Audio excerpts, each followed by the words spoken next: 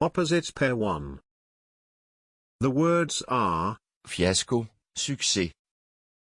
in English, failure, success. For example, Fiasko lærer mere end succes. that means, failure teaches more than success. Use these words when talking about learning from mistakes versus achieving a goal. Fiasko, succes. In English, failure, success. Opposite pair 2. The words are Falsk, sand. in English, false, true. For example, Hans undskyldning var falsk, hendes historie var sand. that means, his excuse was false, the story was true. Use these words when describing something dishonest versus something accurate or real. Falsk, sand. In English, false, true. Opposites pair 3. The words are Langt, nær. in English, far, near. For example, Stationen er langt væk. Butikken er nær. that means, the station is far, but the shop is near. Use these words when talking about distance or proximity. Langt, nær. In English, far, near.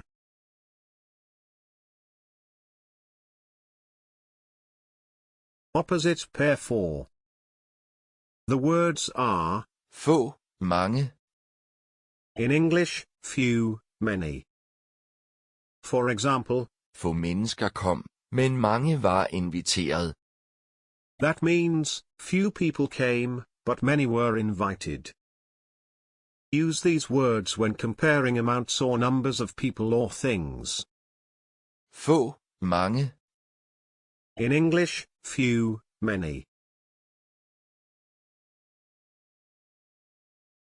Opposite pair 5. The words are Sidste, første. in English, final, first. For example, Dette er det sidste kapitel, ikke det første.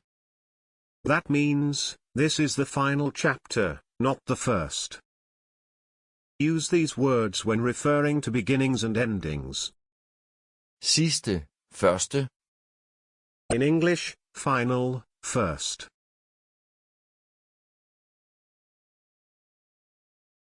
Opposite pair 6. The words are Reparere, ødelægge. in English, fix, break. For example, Kan du reparere det, du ødelægger?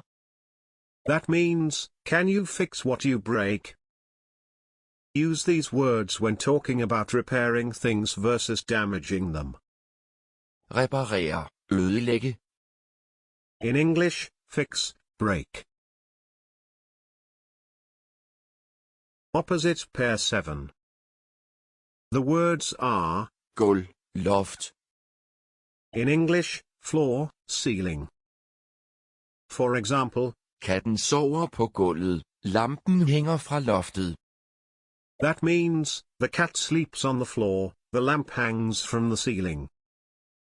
Use these words when describing positions at the bottom and top of a room. Gulv, loft. In English, floor, ceiling. Opposite pair 8. The words are Fremad, baglæns. in English, forward, backward. For example, Bevæg dig fremad, ikke baglæns. that means, move forward, not backward. Use these words when talking about direction or progress. Fremad, baglæns. In English, forward, backward.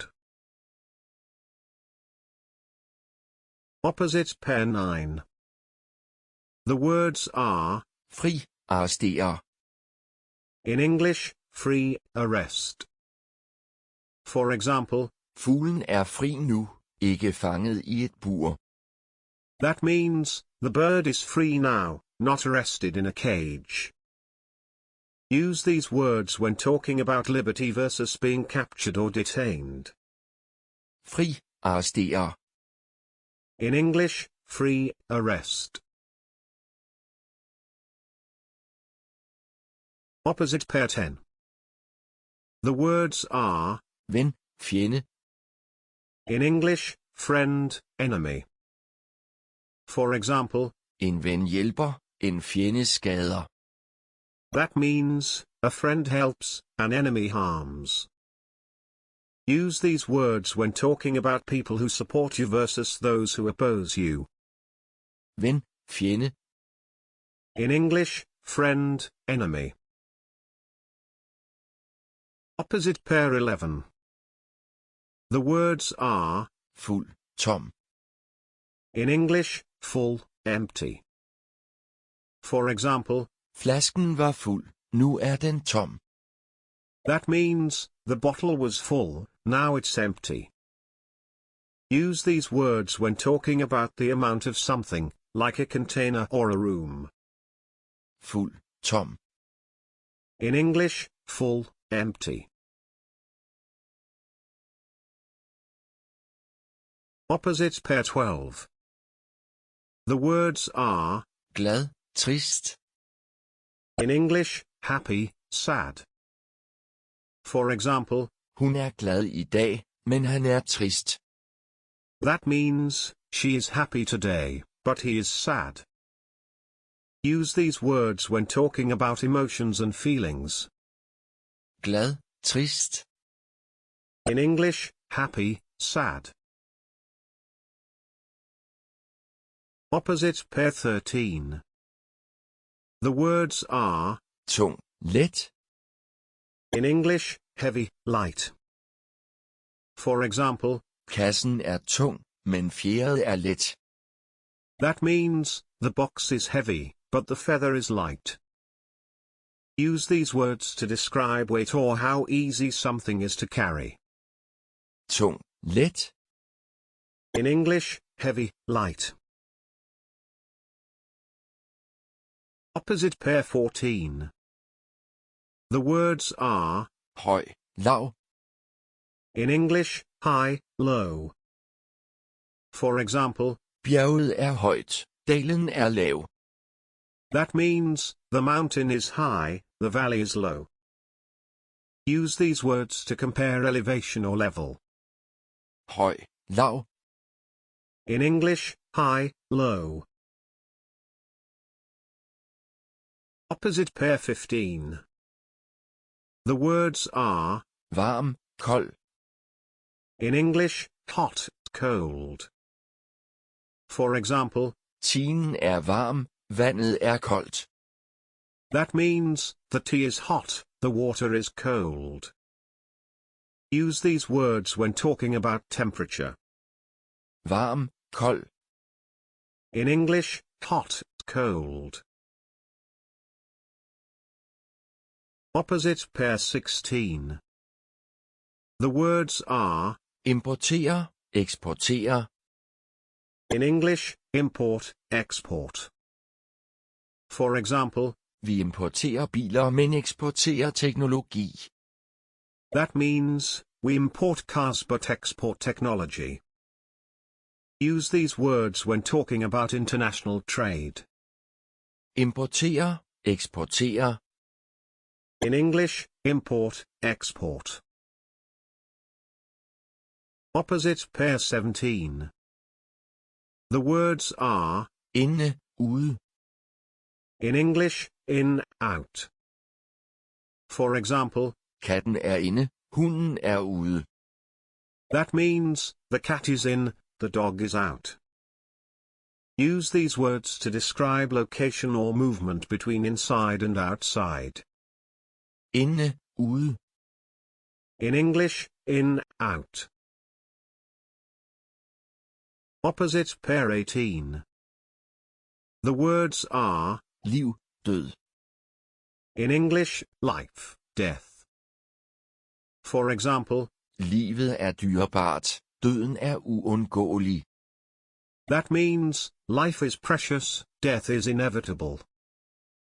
Use these words to talk about existence and the end of life. Liv, død. In English, life, death. Opposite pair 19. The words are Lys, mørk. in English, light, dark. For example, Værelset var lyst, nu er det mørkt. that means, the room was light, now it's dark. Use these words when describing brightness or visibility. Lys, mørk. In English, light, dark. Opposite pair 20. The words are Kunne lide, hade. in English, like, hate. For example, Jeg kan lide æbler, men hader bananer. that means, I like apples but hate bananas. Use these words to express strong preferences or emotions. Kunne lide, hade. In English, like, hate. Opposite pair 21. The words are Lang, kort. in English, long, short.